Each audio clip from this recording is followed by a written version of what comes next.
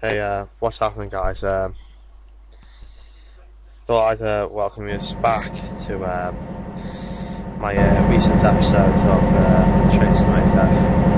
Again, I have to split this mission into two parts because of the length of the mission.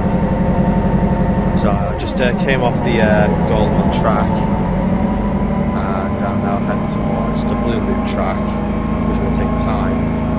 And after that, I've got to go to the Emigrant Gap, then the Shed 10, Soda Springs, and then the two tunnels. So I'll go as far as I can before I can put the mission, before I save and pack in for the night.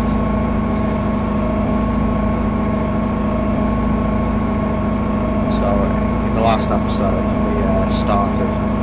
we started all the way at the back, so we had to go through Colfax Yard, then we went over the Long Ravine Bridge,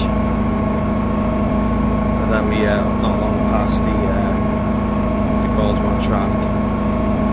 So there's still a long way to go, only 44 minutes of this mission has passed, so I'll give myself roughly an hour and a half. Once this timer here stops at 12, I'll wait until I get to the next objective to leave it there.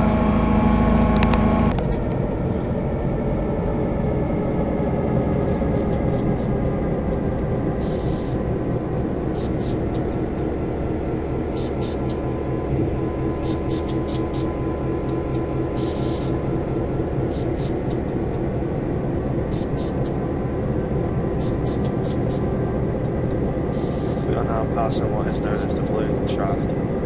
This feature, located on the western side of the Donner Pass, is used to turn the various plough and snow cleaning equipment used to maintain the route. Another loop is located at Truckee on the eastern side to allow trains to run back and forth with ease. Again, we're passing through what is known as the Blue Track. This feature, located on the eastern side of the Donner Pass, is used to turn the various plough and snow clearing equipment used to maintain the route. The little loop is located at Truckee on the eastern side to allow trains to run back and forth with ease. So that explains why there's a loop on this part of the track when this route is ever hidden with bad weather such as snow, which is probably the worst get on this route. These diesels at the front end will be fitted with a snowplow around here, almost as high as the diesel itself. They'll be used so they can go on this side of the track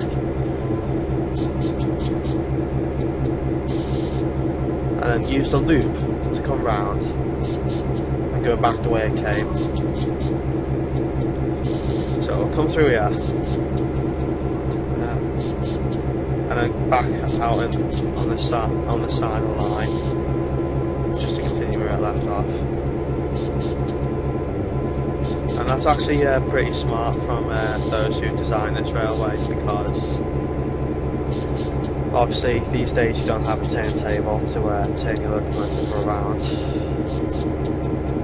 In either way, why not just have a diesel going one end and a diesel coupled to the back end facing the opposite way? In that way you could just clear one line and then go back and then reverse and do the other line. I mean, I don't see why it can't be done.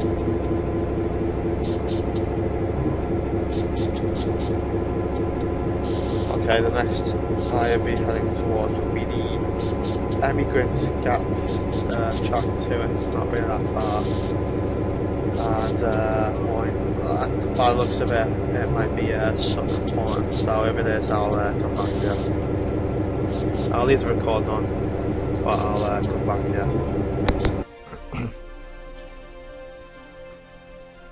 Alright, right, I'm just picking up where this episode has left off. The first part of this episode was recorded yesterday, which would have been Sunday, and this part is actually recorded on one day, which is today. So pretty much picking up where we left off yesterday. We were just leaving Shed 10 Track 2.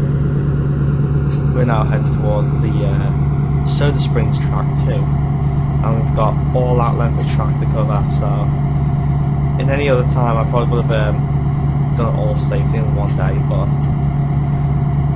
once we pass through the Soda Springs, we've got 2 tunnels to cover. 7 and 42, and once again a ridiculous length of track to cover. They've got all that way to Chucky.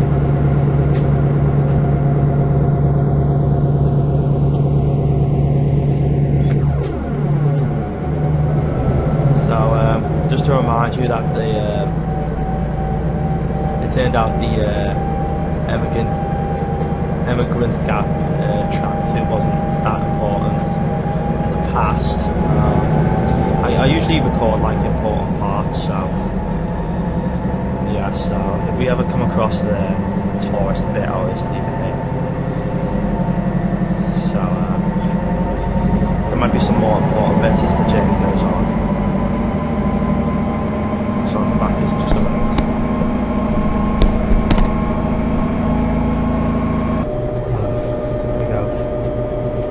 We are about to enter Northern Snow Shed, just a few miles from the summit of the Dona Pass.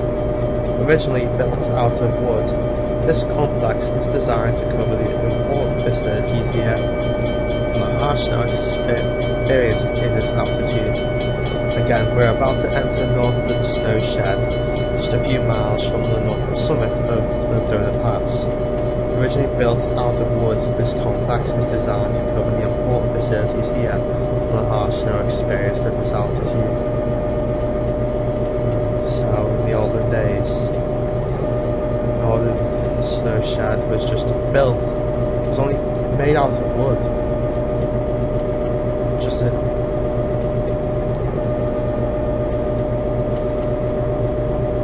Just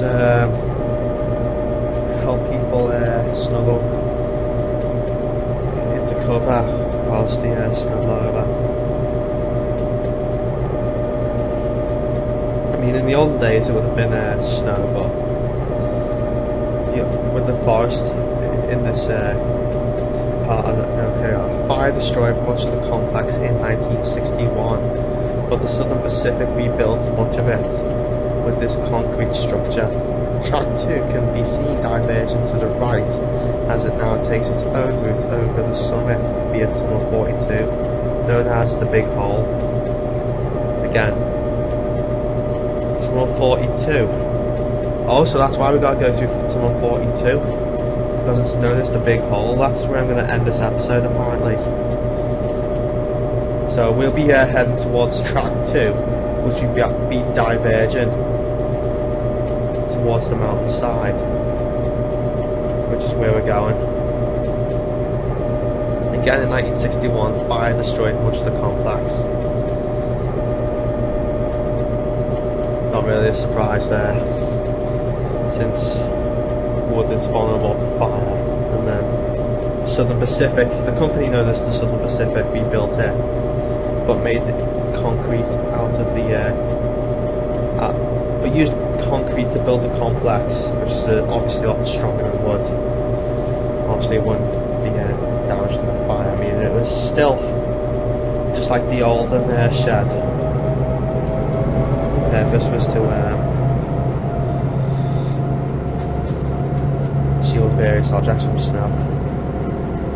Obviously this part of the passage are vulnerable to snow, even to this day. So I'll come back to you when I approach another instruction on the screen. Okay, no instruction. We are now at the summit of the route, overlooking Donna Lake. I said Donna Lake. Anyway, we are now at the summit of the route, overlooking Donna Lake. This particular spot is known as the Chinese Wall, remembering the hard work and sacrifice the many immigrant Chinese workers endured to complete this section of the Transcontinental Railroad. Again, this particular spot is known as the Chinese Wall, ruining the hard work and sacrifice many immigrant Chinese workers endured. Wow, so that explains this structure on Tunnel 7 and the ones after that.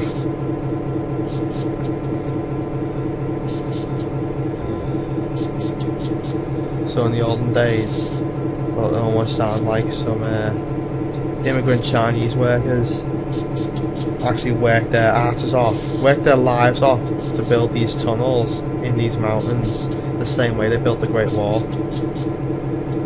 God, that must be hundreds of years ago by now. Well, I always knew the Chinese were actually built it. Really good at building walls and structures out of concrete though.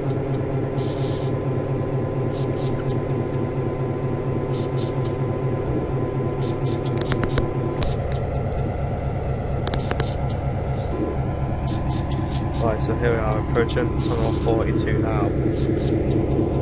We're going to the tourist instruction thing. This is actually known as the Big Hole. So we're interested to see how big it really is.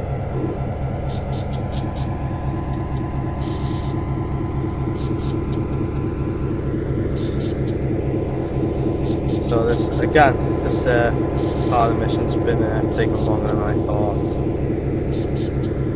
We've only got Truckee's track 1, then Truckee Station and Truckee Addo 4 to go. And that's it, the mission's done, so that's all we're going to be doing in the next part really. I mean, there's not much to do other than pass through the village, stop at the station to let people off, and then park the train, so that's all there is to do. Well, that's all there is to do now really.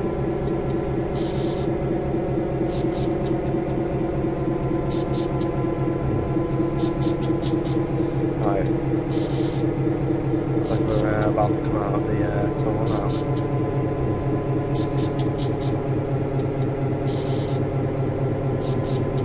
Right, so I think I'll end it here for now, so I guess there's going to be a third part to this episode after all. What I can do now is add this entire clip to the previous clip I recorded yesterday, and just upload the episode really. Alright, I'd like to thank you guys for watching. I'll see you for the final part of this episode later this week. Goodbye everyone.